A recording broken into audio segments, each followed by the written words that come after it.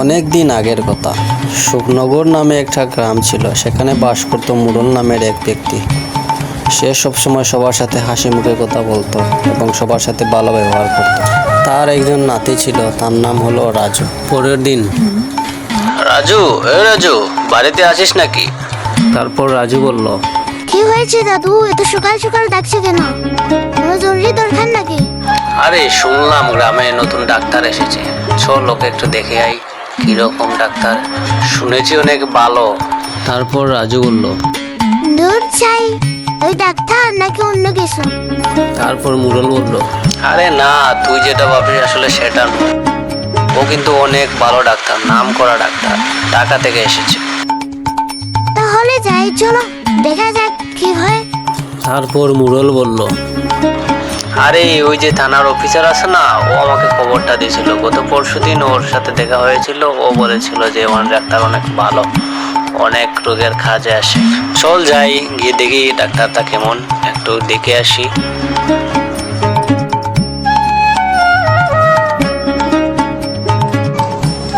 আসসালামু আলাইকুম মুরল কাকু, কোথায় যাচ্ছেন? কেমন আছেন? ভালো আছেন? আর শরীরের অবস্থা কেমন? খাওয়া দাওয়া করেন তো ঠিক মতো নাকি নাকি সারাদিন ঘুরে বেড়ান? একথা শুনে মুরল বলল, আরে না রে, শুনলাম আমাদের এখানে নাকি নতুন ডাক্তার এসেছে, ওর সাথে দেখা করতে যাচ্ছি। শুনলাম ওর ওষুধ নাকি অনেক ভালো। আর তুই তো জানিস অনেক দিন ধরে আমার কোমরের হাড়ে অনেক ব্যথা করছে, তাই যাচ্ছি ডাক্তারকে দেখাতে, দেখি ও রোগ সারাতে পারে কিনা। এই বলে মুরল চলে গেল। আরে রাজু, ওই রাজু, এদিকে এদিকে আয়। কি হয়েছে, আমাকে ডাকছো কেন? আমার অনেক তাড়া আছে। কথা আছে, একটু দাঁড়াও, এখানে দাঁড়াও একটু। কি বলবে বলো, তাড়াতাড়ি বলো, আমার সময় নেই, আমাকে যেতে হবে। কথাটা শুনে যাও একটু। আরে কথা শোনার টাইম নেই তো, আমাকে যেতে হবে।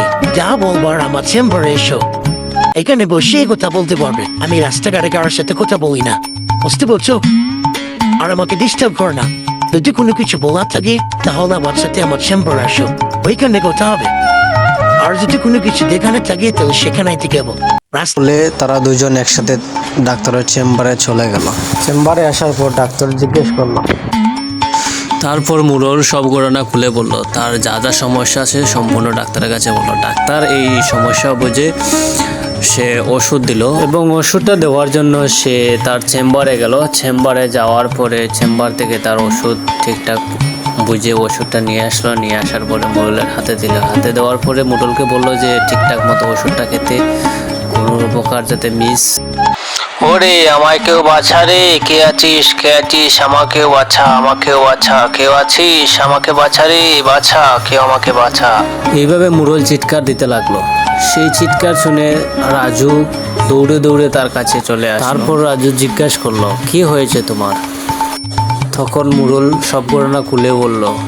সে বলল যে, আরে আমি ওই কালকে না ডাক্তারের কাছ থেকে ওষুধটা নিয়ে আসলাম। নিয়ে আসার পরে আমার এই অবস্থা। ওষুধটা খাওয়ার পরে আমার সম্পূর্ণ পেট জ্বলে যাচ্ছে, মনে হয় আর বাঁচবো না।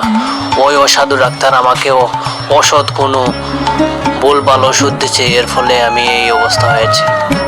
এইসব বলতে বলতে মুরল মারা যায়।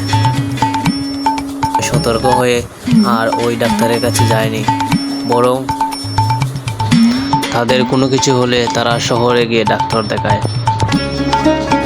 এইভাবে জড়ে যায় হাজার হাজার মানুষের প্রাণ। তাই সবাইকে সাবধান ও সচেতন হতে হবে। তাই এসব অসাধু ডাক্তারের কাছ থেকে আমাদেরকে সবসময় সতর্ক এবং সচেতন থাকতে হবে এবং দূরে থাকতে হবে, যাতে করে এরকম মুরলের মতো আমাদেরকে প্রাণ হারাতে না হয়। তাই আমাদেরকে সতর্ক হতে হবে। আর এরকম ভিডিও পেতে এই চ্যানেলটি সাবস্ক্রাইব করুন এবং সাথে থাকা বেল আইকনটি অন করুন এবং সবসময় লাইক কমেন্ট করে সাথে থাকুন। ধন্যবাদ।